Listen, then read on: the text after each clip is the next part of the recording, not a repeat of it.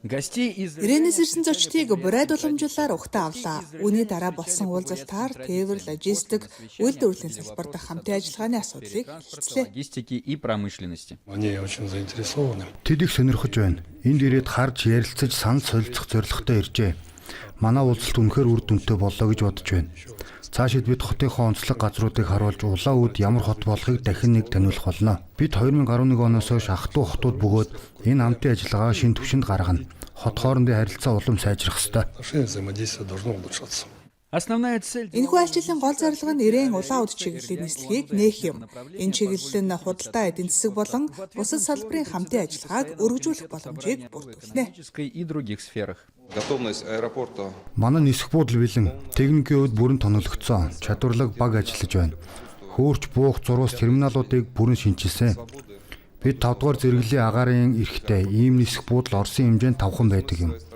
Бид аль ч улсын тэр дундаа Хятад, Монголын агаарын тээврийн компаниудын нислэгийг хүлээн авахд бэлэн байна. Одоо үлдэж буй зүйл бол техникийн нарийн зохицуулалт юм а. Үг хэлэхдээ Ирээн хотын ардын төлөөлөгчдийн хурлын байнгын хорооны дараа Янхун, Хятад ба Орос хоёр бол хамгийн том хөршүүд итгэлтэй түншүүд хэмээн онцоллоо. Ирээн болон Улаан үд хотууд нөхөрсөг харилцаатай. Засгийн газар болон ард иргэдийн түвшинд эдийн засаг, соёлын салбарт идэвхтэй харилцаа тогтмол өрнөдгөө. Одоогоор Улаан үд хот нь Хятад улсын 7 хоттой ах トゥ угийн харилцаатай байдаг. Ирээнээс гадна Манжуур, Хөх хот, Хөлбөмбөр, Чанчун, Ланжоу болон Улаанчаб хотууд юм а. Андрей Слепнев, Данил Щербаков, новости дня.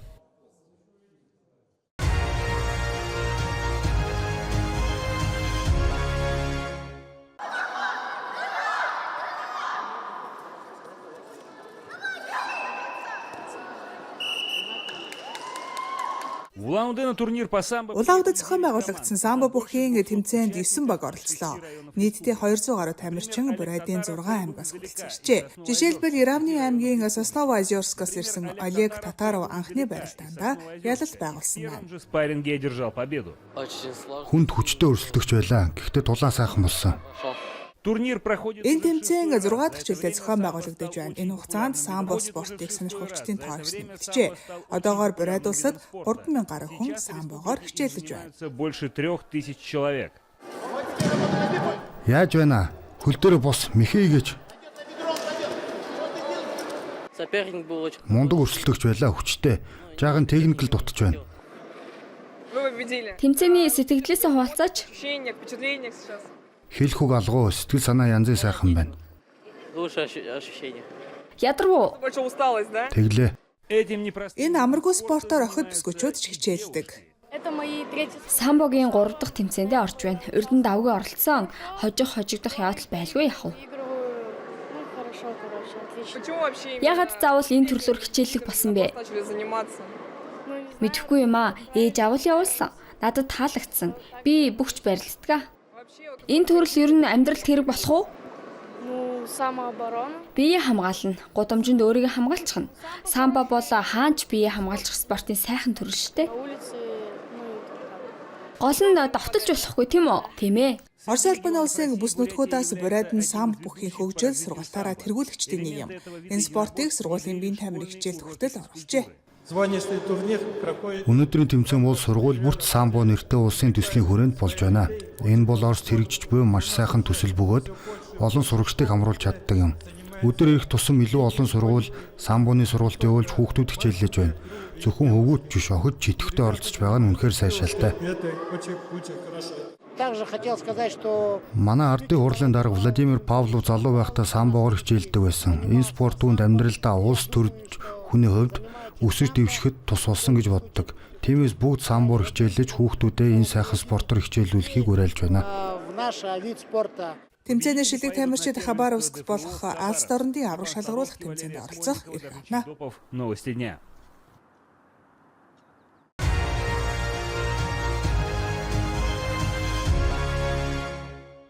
Приемное отделение Аймгийн төв эмнэлгийн яаралтай тусламжийн тасагт харуулттай өвчтөн ирлээ. Ийм үед хамгийн чухал зүйл бол оншийг аль болох хурдан тодорхойлох явдал. Учир нь харуул бол яаралтай эмчилгээ шаарддаг харин насанд аюултай өвч юм а. Шинжилгээний дараа эмчнэр шат тараатайгаар бүлэн үүсгэх эмчилгээ хийн. Энэ процессыг заавал мэдрэлийн эмч хянах ёстой. Неврологическое отделение. Манай мэдрэлийн тасаг 60 ортой. Үүнээс 12 нь эрчим тэмцлэгээний өрөө. 48 нь ердийн хэвтийн эмчилгээг тасагт байрладаг. Бид өдөр бүр 24 цагийн турш ажилладаг. Өдөр бүр 2 мэдрэлийн эмч ээлжээр ажилладаг. Манай ажил маш эрчимтэй. Бид өвчтөн хүлээ авч эмчилгээ хийж, сэргээн засах эмчилгээ явуулж, цаашдын нөхөн сэргээх шатанд бэлтгэдэг.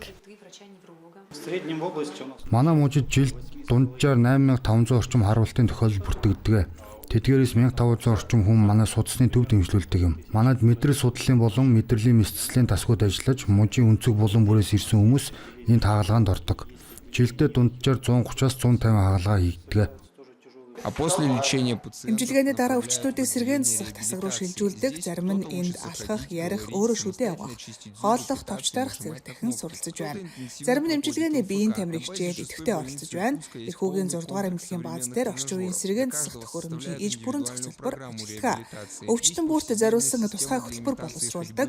Алхалтыг дуурайлах босгол хийх дүүжин систем, тусгай тавцсан гişгүүр, шат зэрэг төхөөрөмжүүд бий.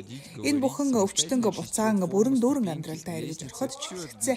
чтобы пациент смог вернуться к полноценной жизни. Для каждого пациента. Өвчтөн бүрийн нөхцөл байдал тохируулсан сэргээн засах хөтөлбөр боловсруулдаг. Юуны өмнө хөдөлгөөний сэргээн засалт голлдог. Өвчтнүүд механо заслын төхөөрөмж ашиглан эмчилгээний биеийн тамирын тасгал хийдэг. Дозированной механотерапии. А во второй Эрхүүгийн 2 медсанчасть дугаар эмнэлгийн дэргэд өдөр өнжүүлэх сэргээн засах төв ажилладаг. Энд өвчтнүүдэд тусгай эллэг, физик эмчилгээ, ЛФК зэрэг эмчилгээ хийдэг юм. Эмчийн зааврын дагуу эмчилгээ явуулж бүрэн нөхөн сэргээгдсэний дараа цаашдын зөвлөмж бичиж өгдөг. Пациенты к нам поступают. Өвчтнүүд манайд эмнэлгийн лавлгаатай ирдэг. Мэдрэлийн эмч үзлэг хийж, тарилга, физио, эллэг, ЛФП эмчилгээ хийгээд дараагийн эмчилгээний зөвлөмжтэй гардаг. специалисты говорят, Эмчнэрийн хэлснээр харуулт үүсгэхэд олон хүчин зүйл нөлөөлдөг. Үүнд хөдөлгөөний хомсдол, амьдралын буруу хэм маяг, мөн уламжлалын шалтгаан орно. Сүүлийн жилүүдэд энэ өвчин залуужиж байгаа нь олонний санааг зовоож байна. Оросд нийт тохиолдлын 8 орчим хувь нь 45 наснаас доош хүмүүс тохиолдож байгаа бөгөөд түүнээс хойш нас нэмэгдэх тусам эрсдэл хэд дахин өсдөг.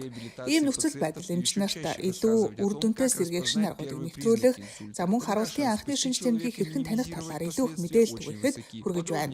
Тэгэж чадвал хүний амийг аврах, үр дагаврыг багасгах боломж Александр өндөр. Гаврилов, Сергей Коваленков, специально для программы «Новости».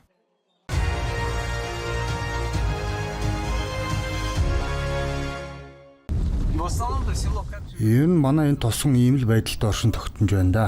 Бид дотроо төв гэж нэрлэдэг юм. 2 гэр бүлийн нэг нь өөрийн гэсэн малны барьтай. Волка ноги кормят. Жон хөлөөр өхөн хөдөлмөрөөр амьдардаг гэдэг үг энэ гэр бүлд яг тохирно. Үед амжсан малчин Божиньяма Цэдиповын гэр бүлийг 2 дахь жилдээ төмөр туслах буюу трактор нь түшиж байна. Бага хүүхдүүд нь читаад сурдаг, ах нар нь ээлжийн ажилд явдаг. Илүү мал үржүүлэх нь одоохондоо ашиггүй санагдаж байгаа гинэ. 1950-ад онд нэрт Кировын нэрмжтэй сангийн аж ахуй ус даяар алдаршиж байсан бөгөөд туршлага судлахаар бүр Хрущев хүртэл ирж ажээ. Харин өнөөдөр тэр үеийн амжилтын дурсамжил үлдсэн байна. Остались только в памяти. Сейчас бараны у меня. Хоньны тоо 500 гаруй толгой. Үхэр 60-аас 70 орчим. Бас хэдэн адуу бий. Өмнө нь чита Агинск руу нийлүүлдэг байлаа. Одоо харин хаашаа яаж борлуулах вэ гэж л эргэлзэж байна.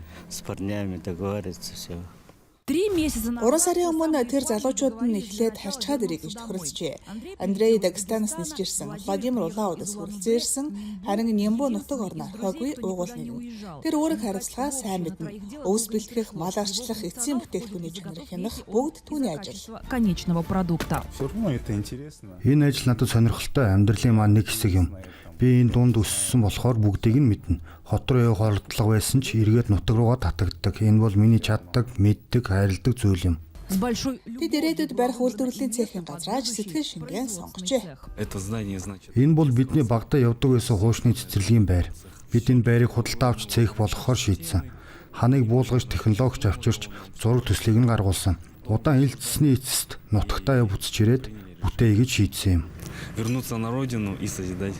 Создавать что-то Эцэг өвгдийн туршлагад тулгуурлан шин зүйл бүтээх нь тэдний зорилго. Махан бүтээгдэхүүний жорыг бүх тосгоноор хамтран боловсруулж хадаарагийн котлет, тэгтэл, банш, бууз зэрэг бүтээгдэхүүн төржээ. Бүгд онцгой, эрүүл найрлагатай, үхрийн мах, цацагт хэр бол. Энэ бол бэлэн бүтээгдэхүүний цех. Энд бид хагас боловсруулсан бүтээгдэхүүнээ хадгалдаг. Харин энэ талд туршилтын бүтээгдэхүүнүүд бий. Манай тосхны бүсгүйчүүд бүгд ирж өөрсдийнхөө аргаар бууз, банш хийж үзсэн. Тэдний дундаас бид хамгийн мундаг амттай хөлбөрийг нь сонгосон юм. выбирать лучшее не Одоо хүмүүс гэрээсээ гаралгүйгээр амтад эрүүл бүтээгдэхүүнийг сонгох боломжтой. Мах, татсан мах, хагас боловсруулсан бүтээгдэхүүнтэй гэрийн багцыг төс компани 7 өнөг бүр өвөр байгалийн хязгаарын оршин суугчдын үүдэнд хүргэдэг. Тэд томоохон худалдааны сүлжээтэй хилцээ хийж байгаа бөгөөд тал нутгийн амтыг аль болох хурдхан шиг дэлгүүрийн тавиа дээр гаргах зорилготой. оказался на полках. Манай нутгийн залуусаа тосгоныхоо нэрийг өргөж өвгдөө ажлыг үргэлжлүүлж байгаа нь үнэхээр сайхан хэрэг. Цех улам өргөжвөл мэдээж өөрийн борлуулалтын цэг зах зээлтэй болно. Название бренда Тал нутгийн халуун сэтгэл хэмээх брендийн нэр шууд төржээ. Учир нь тал нутагт тэднийг хатуужуулж хөдөлмөрч бусдад тусч болгосон билээ. Одоо харин тэр халамж тэр хүчээ буцааж өгөх цаг иржээ. возвращать. Бид шин зах зээлийг нээж айл бүрийг малаа өсгөх урам зоригтой болохыг хүсэж байна. Ингэснээр эцэг эхчүүд хүүхдүүдээ хотуудаас дуудан хамтдаа өвс хадах намрын ажилд оролцох болно. Ингэж байж л манай тосгон үргэлж оршин тогтно гэж бид итгэдэг. Дарья Пьяникова, Владимир Николаев, Середина земли, Забайкальский край.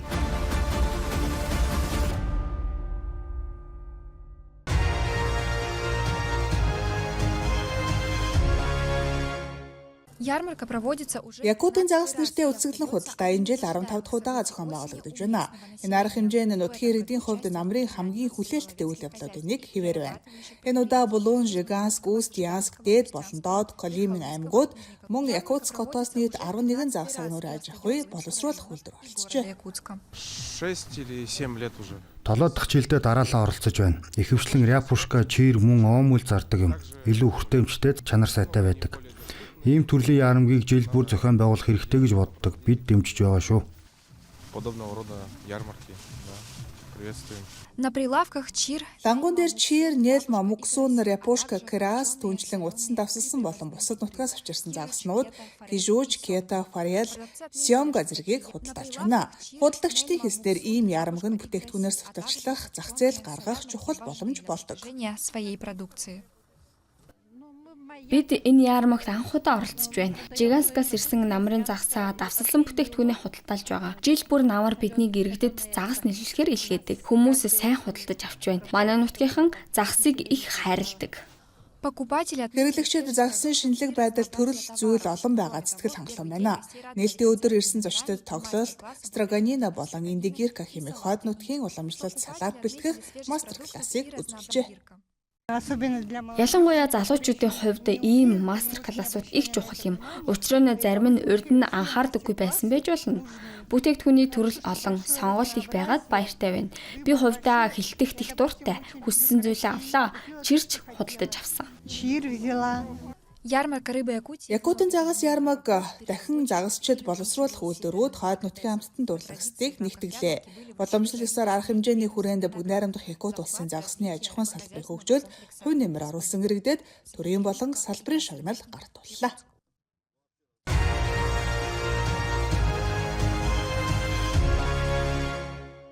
Ученик 2 класса Киберус. Эгэ бүрэл тасганы сургуулийн 2 дугаар ангид сурагч Заян Ирэнцянов номонд шимтгч нэгэн бөгөөд орчин үеийн тохилог номын сантай болохыг үргэлж мөрөөддөг байжээ.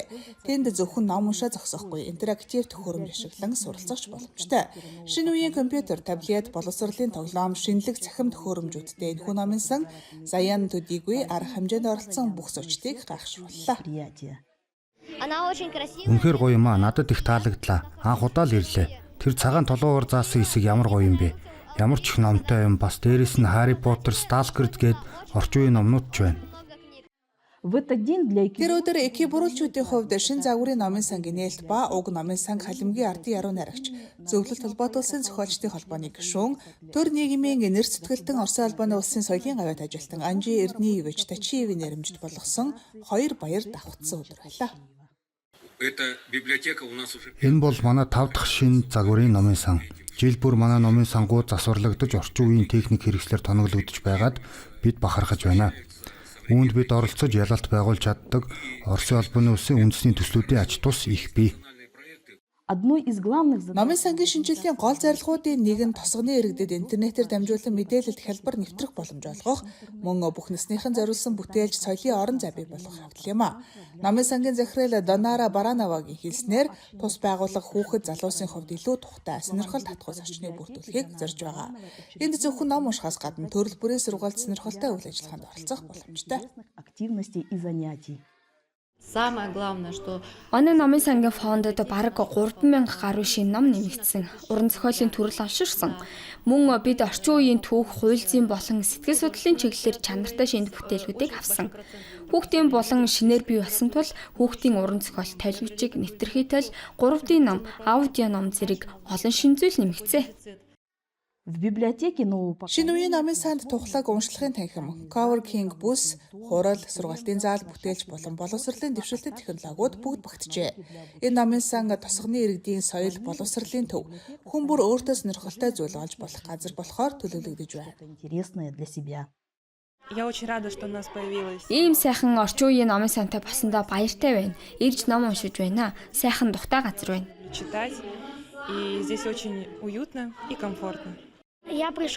Анх удаа энд ирлээ. Үнэхээр таалагдж байна. Би үлгэр унших дуртай. Баяртай байна. Тодруулж хэлэхэд энэ бол гайхамшиг. Үр ачнаар хүүхдүүд минь мэдлийн хүрээгээ тэлж ном унших нь байна шүү дээ. Эки бүрүүл тосгонд шин загварын номын сан нээгдсэн нь орон нутгийн соёл боловсролыг хөгжүүлэхэд чухал ач холбогдолтой үйл явдал юм а. Цахимжилт, мэдээллийн технологийн хурдцтай хөгжлийн энэ үед иргэд шинэ мэдлэг ололт амжилттай төхөл нийлүүл алхах боломжтой болж байна. Мөн энэхүү номын сан үе хоорондын холбоог бэхжүүлэх, соёлын өвийг хадгалах, орон нутгийн иргэдийн бүтээл сэтгэлгээг хөгжүүлэхэд чухал үүрэг гүйцэтгэх болно.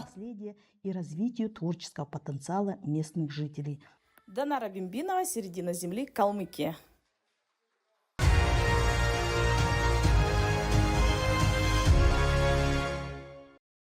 Бүгд найрамдах Хятад ард улс болон Америк нэгдсэн улсын удирдагчид АТЭС-ийн дээд хэмжээний уулзалтын үеэр уулзалт эхлэв.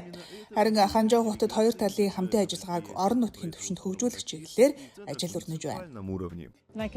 Эдгээр роботчуулсан төхөөрөмжүүд манай улсын цөмийн эрчим хүчний салбарыг өргөжүүлэхэд хэр хэрэгтэй болохыг би харж байна. Манай бүс нутаг энэ хоттой төстэй. Учир нь энд ч бас хиймэл оюун ухааны технологийн чиглэлээр олон судалгаа хийгддэг. Төлөөлөгчид Хятадын хамгийн дэвшилтэд шинжлэх ухаан технологийн хотуудын нэг Ханчжоу хотод робот үйлдвэрлэлийн үйлдвэрүүд, цэвэр эрчим хүчний төвүүд болон залуусын инкубатор төвүүдийг судалж байна. Бид төмөр замын системийг үзэж байгаль дээлтэй байдлаар юу хийж болохыг судаллаа. Энд ашиглагдаж буй технологи үнэхээр сэтгэл төрүүлж байна. Инновац тогтвортой хөгжлийн талаарх нийтлэг сонирхол аль талд байгаа нь ойлгомжтой. Хятадын ард түмэн нэг юмыг ойлгосоо гэж хүсэж байна. Америк нэгдсэн улсын 10,000 хүн амтай жижиг хотуудын дарга нар хүртэл энэ улсад сонирхолтой ханддаг, хамтран ажиллахыг хүсэж байна. Хятад Америк нэгдсэн улсын хооронд гол худалдааны асуудлаар үдчилсэн тохиролцоонд хүрсэн гэж мэдээж байгаа бөгөөд альва эерэг үр дүн Америк нэгдсэн улсын дотоод улс төрд нөлөөлөх нь тодорхой. Манай Америкт аим гарагсад нэртэй телевизэн шоу бий. Тэнд оролцогчид байнга ямар нэгэн суларсан холбоо ашиглаж болох цоорхоо хайдаг. Тэгвэл бид ч гэсэн яг тэр цоорхоог хайж байна. Хамтдаа хүндэтгэлтэйгээр ухаалгаар түүнийг хамтын ажиллагааны өргөнүүд болгохын төлөө. Одоогийн геополитикийн докторгүй нөхцөлд Америкийн орон нутгийн удирдагчид саад бэрхшээлийн тухай ярьсан ч холбоо харилцаандаа илүү анхаарал хандууллаа. Одоогийн тарифын бодлого манай улсад ч бусад хинч байсан төдийлөн ашигтай биш. Манай ерөнхийлөгч алдаанаасаа суралцаж бусад оронтой илүү нээлттэй хамтран ажиллана гэж би найдаж байна. Бид хамтран ажиллах гэж ирсэн гэж төлөөлөгч нартаа хэлмээр байна.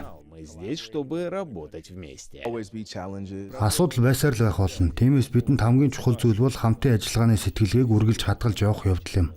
Цаг хугацаа, ухаалаг хандлага бүгдийг засаж залруулна. Ингэснээр бид илүү нягт хамтран ажиллах, мэдээлэл солилцох сувгуудыг дахин нээж чадна гэж бодож байна. Америкийн бүс нутгийн удирдагчид Хятадын Ханчжоу хоттой танилцсан хэрээр нэг зүйл тун ойлгомжтой байна. Бээжин Вашингтоны харилцаа нь дан ганц улс төр тоо баримтаар хязгаарлагдахгүй. Хүмүүс улс төрийн системийн ялгаанаас айх биш харин илүү гүнзгий харж Хятад улсыг жинхэнэ утгаар нь түүний түүх, нийгэм, эдийн засаг, соёл ард түмнийг нь ойлгохыг хичээх хэрэгтэй. Хятад Америкийн төлөөлөгчдийн орон нутгийн түвшний яриа хилэлцээ санал солилцоо нь хоёр орны харилцаанд хамтын ажиллагааны гарцыг ирж хаах эрэлт хэрэгцээ байсаар байгааг батлан харууллаа. Александр Яровой, Дайкаи, CGTN.